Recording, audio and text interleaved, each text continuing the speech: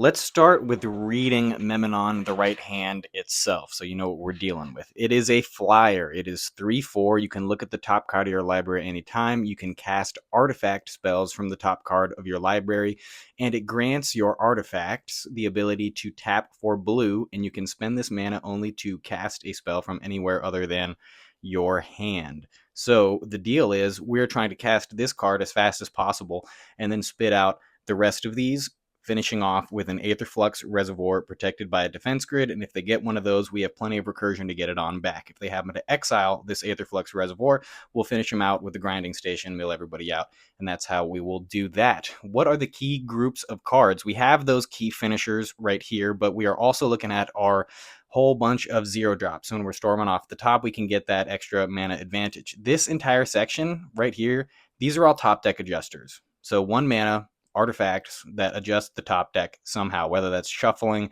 drawing, milling, doesn't matter. We're getting 1 drops to adjust our top deck while we're storming off. We have our 2 drop section here, which is all rocks for the most part that do different things though. So we have an Arcane Signet, Earth's Mightiest Emblem, Felwar, and then we got our colorless ones, Prismatic Lens, Liquid Metal Torque, Mindstone. Being monocolor, it really hurts that we don't have the talismans.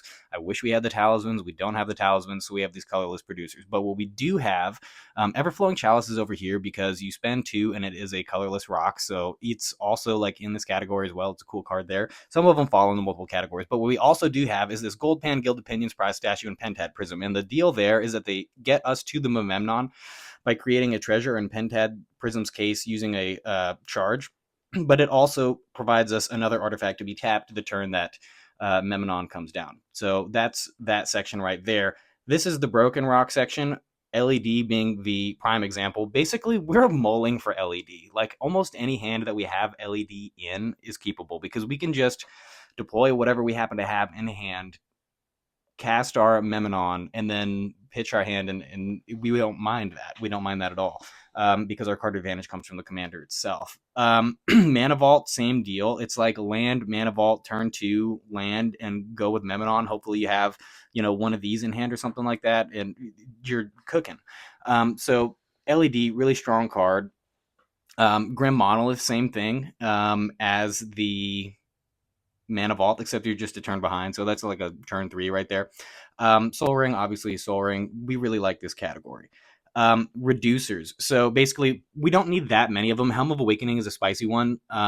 Some people run Joyra. I would prefer not to run Joyra because it costs 4 and doesn't tap because Memenon grants your artifacts the ability to tap for mana, unlike Urza, who is the source of the ability that taps for mana. So their summoning sake is what I'm trying to get to. So we prefer to run as few artifact creatures as possible so that we can tap them when we cast them. So I run Helm instead of Joyra because the reducer category is what allows us to combo off with the Sensei's top and draw our library. So that's a really great option right there. And once we have access to the reducer and the Sensei's top, we can basically put any card that we want in hand and exile, on the field, in the grave. We have full access to manipulating our library once we have that combo down there. So it's not like an essential thing. It's just another way to win. This category is a little bit odd here. So we have enough room here with our top deck adjusters. We like the ratio is good enough that we can adjust a couple of things off the top deck later in the game that we really like to have in our starting hand. So what is this category? We got a transmute. Transmute is really cool because it gets us the pieces to this combo, or it can get us, it's just a broken tutor. And there's some tools in here. We're going to want some things. Mental Misstep, so that's really nice for the Pyroblast. That's really nice for the Path. That's really nice for Crop Rot. Unusually, I seem to get shut down by Talon Gates a lot, so Mental Misstep, it's really nice to be able to cast your Memenon and then just be able to pitch that at that piece of removal that's coming your way. Same thing with the Fierce, but that's pretty much all we got in terms of instants on the stack, other than that Sink into Stupor over there, maybe the Hydroelectric Specimen, but those don't really count. We also have that Cursed Totem just because it's so good. Pithing Needle, same category. Torpor Orb, shut down those Thassa's lines, and Soul Guide Lantern I really like getting out there that turn 1, and it also has that ability to spend 1 and then you can draw the card. So it's just like a perfect little middle ground between early game graveyard hate and then also being able to adjust stuff off the top deck. It's not the best at that top deck adjustment, but it's just good enough. And that graveyard hit is so good in the meta right now that we just run it. So this category right here is the untapping keys and Basalt. Basalt sometimes gets in the way when you're storming off of the top. 3 mana, if you hit it early, is kind of a big ask. It's like nothing late, and it's really nice to be able to convert that top deck mana into anything mana, which can activate our artifacts over here. So it's really nice there. Of course, we have our Mishra's Workshop, and I love dropping Basalt off the Workshop turn 1, and then hopefully having some rocks over here to get that blue with another land next turn. That's a really great play pattern. Repurposing Bay, get that tutor out. Costs 3, 2 to activate. It's like I'm so mid on this card, but my dude Hyssop in the Discord has been having wild success and was on the Bay. I played Bay when I first got this deck and was experimenting with it, and it wasn't like causing problems or anything like that, but I did drop it, so I'm back on it. Moonsilver Key is a really cool one because it gets us our LED. So if you're storming through and you pay 2, you cast your Moonsilver Key. Maybe it's reduced, maybe it's not, whatever. But you pay 2, you put 1 into it. That's a 3 mana investment. You get your LED. It comes out. You tap your LED for 1 mana that can be put on the top deck, and then you sack it again. We don't care about our hand. And then you just went mana positive. And you can do that activation at a time that you need to adjust your top deck. So it goes mana positive and adjust the top deck. Moonsilver Key is a really cool card, and then it can also, save some hands where you just need that LED in order to cast your commander. We went over this section. We went over this section, this section, this section. I think we are all the way over to the lands. So we really like to be able to adjust the top deck. So these fetch lands perform a double function of land thinning and adjusting the top deck. We do want to tear these out as we can. We want to not have them in the deck once we have our commander on the field. It would be nice if they would just disappear. There's Mana Severance. You can run that if you want to do that functionally.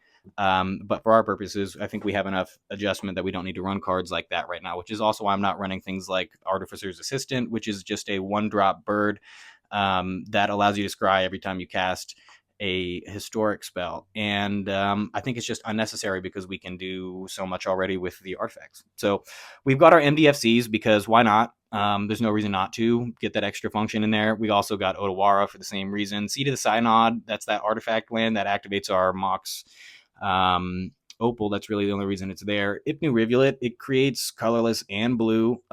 So for the cost of 1 life is not a big deal, but it can also adjust our top deck, and you can maybe get some people with their top deck tutors if you're super desperate. So Rivulet is fine. Cavern of Souls, obviously named Jellyfish. We've got our sack lands. I really like the Temple. I know it comes in tapped, but at the pace that we're trying to get the commander out, that actually isn't a huge problem. Sapperzan Scary, still like that card. Mishra's Workshop, House of a Card. Urza Saga, play that turn 1 almost every single time. Go get your LED, call it a day on turn 3. City of Traders, put that out at the right time, and you'll be hauling. Gemstone, Ancient Tomb, you know about that card. Crystal Vein, yeah, that sack for 2, totally worth it. And we have enough blue producers that we can toss in this section of just colorless or in Mishra's Workshop specific types of mana, and we can still put out a commander with has that double blue. So let's talk about wrapping up the game. So basically, you're going to be just whipping cards off of the top. You're going to come out across your Aetherflux Reservoir. You're going to cast that, and you're going to keep whipping cards off of the top, and then you're going to get enough health enough life in order to activate it over the top of somebody's deflecting swat. That's basically the only thing to keep in mind there. You can get the Aetherflux, get the life, keep casting until you get the defense grid, and then if you want to, feel more safe, and then you can do that. If they again get the Aetherflux, go for the grinding station, degrid, mix it in as it becomes available. You can tutor for it or whatever. Once you get the Sensei's top, you can literally put whatever you want, wherever you want. So if you want to, set up the ultimate, situation, you can put out the D-grid, get infinite life, mill everybody out with the grinding station, put out a whole bunch of stacks. You can go pretty far with it, which is mostly unnecessary. And then activate your Aetherflux, 15 times or whatever with another 15 in the pocket in case they get frisky with the stack. That's basically the deck. There's not really a lot to it. It's very straightforward. It's very fast. It's pretty consistent. Yes, it can be shut down with a piece of removal, but that's the gamble that we're making. Okay, thanks for watching. That's all I got for you. Take it easy. Join the Discord because it's pretty cool.